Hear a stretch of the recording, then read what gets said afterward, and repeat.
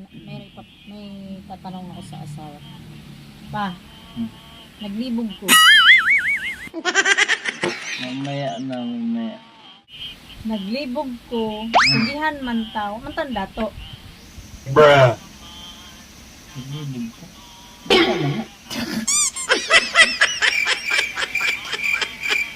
Bisaya yon, hindi yun ano. Ano? Kung ano-ano naman nasa isip mo, sampalin kita ngayon. Minsan ka lang naglibog eh.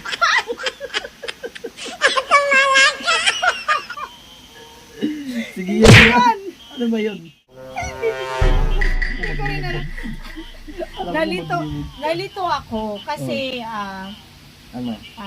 mano naman tayo. Ang tawag doon, hindi ko na din alam kung ano yun. Nag-loading din ako. Lupang. Yun na lang yun. Yun na lang yung ibig sabihin nun.